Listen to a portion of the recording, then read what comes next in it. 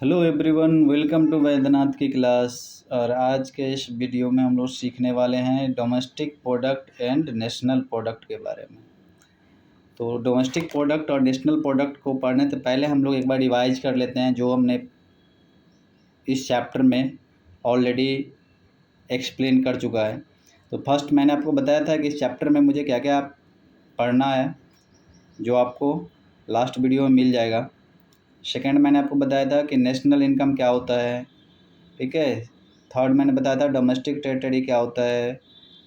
उसके बाद मैंने बताया था कि नॉर्मल रेसिडेंट क्या होता है, जिसको हमने एक बहुत ही सुंदर तरीके से इस इंडिया के मैप के थ्रू बताया था।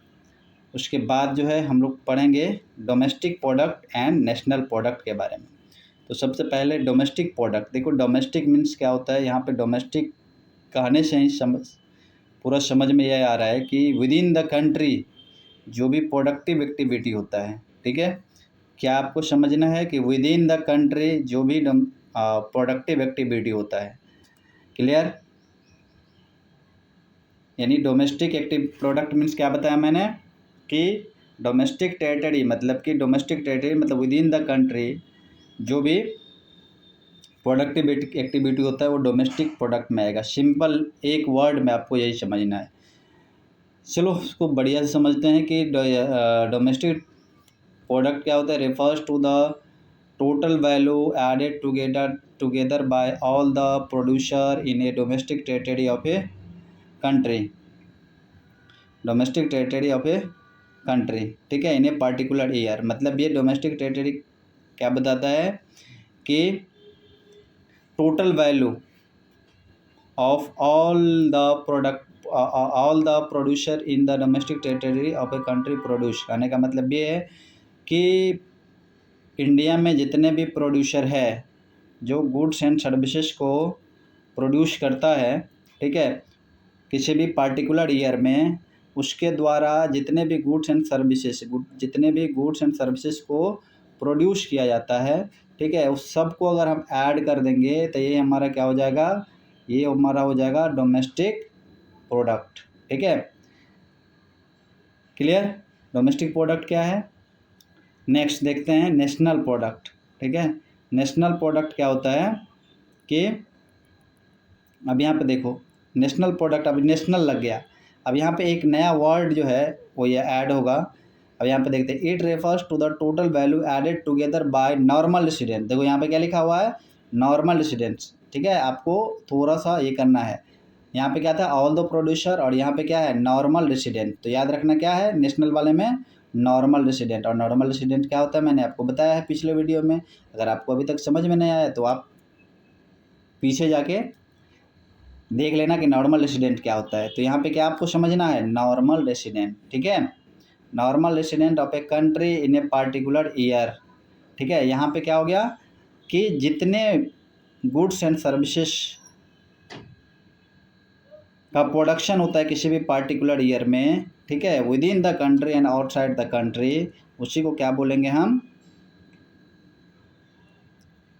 नेशनल प्रोडक्ट, ठीक है। क्या बोलेंगे, नेशनल प्रोडक्ट। तो इसमें सिंपल क्या हो जाएगा, नेशनल प्रोडक्ट की अगर हम बात करें, तो नेशनल प्रोडक्ट में क्या आ जाएगा, डोमेस्टिक प्रोडक्ट तो आएगा ही, ठीक है, प्लस NFIA।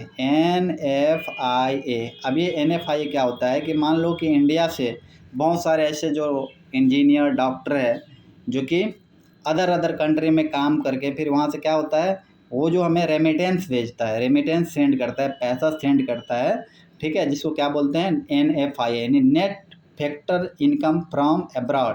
क्या बोलते हैं, net factor income from abroad, ठीक है। अब देखो फैक्टर इनकम क्या होता है ये भी मैंने बताया था कि factor income basic concept of macro economy. Factor income का सिंपल मीनिंग होता है कि आपको काम करने के बदले में जो पैसा मिलता है, क्या हुआ, काम करने के बदले में जो आपको पैसा मिलता है, यानी जो भी आप प्रोडक्टिव सर्विसेज करते हैं उसके बदले में जो आपको पैसा मिलता है उसको क्या बोलते हैं, फैक्टर इनकम। अब यहाँ क्या है, अब्रॉड मतलब आप क्या करेंगे, दूसरे कंट्री में जो काम कर रहे हैं, ठीक है। अब यहाँ पे जो नेट लगा है, नेट का क्या मीनिंग हो गया कि दूसरे कंट्री से जो बहुत सारे पर्सन ऐसे होंगे जो हमारे इंडिया में भी काम करने के लिए आ रहे होंगे, ठीक है, हमारे इंडिया में भी काम करने के लिए आ रहे होंगे। अब यहाँ पे नेट का क्या मीनिंग हो गया कि जो हम बाहर से जो भी इनकम यानी जो भी रेसिस्टेंस यानी other rest of the world से जो भी हम रेमिटेंस जो है वो रिसीव करते हैं, उसमें से अगर हमारे यहाँ हम जो रेमिटेंस दे रहे हैं अगर उसको माइनस कर देंगे तो यही हो जाएगा नेट का कॉन्सेप्ट। तो आई होप कि आपको नेट का कॉन्सेप्ट समझ में आया होगा कि नेट मीन्स क्या हो गया कि जितना भी हमारे यहाँ जो इनवार्ड रेमिटेंस है, इनवार्ड रेमिटेंस मतलब हमारे यहाँ जो आ रहा है, ठीक है, हमारे यहाँ जो आ रहा है उसमें से माइनस कर देंगे हम आउटवार्ड रेमिटेंस, ठीक है, यानी कि जो हमारे यहाँ फॉरेनर जो काम कर रहे हैं उसको जो हम पैसा दे रहे हैं जो दूसरे कंट्री में जा रहा है उसको अगर माइनस कर देंगे तो ये हो जाएगा नेट। तो इसलिए क्या हो गया नेट NFIA। तो एन का क्या मीनिंग हो गया, फॉर फैक्टर इनकम का क्या मीनिंग होगा और एब्रॉड का क्या मीनिंग होगा। आई होप कि आपको ये समझ में आया होगा। तो यहाँ पे क्या हो गया नेशनल इनकम का क्या होगा, नेशनल इनकम देखिए नेशनल इनकम क्या हो जाएगा domestic product plus NFIA। So I hope कि आपको समझ में आया होगा कि डोमेस्टिक प्रोडक्ट क्या होता है और नेशनल प्रोडक्ट क्या होता है।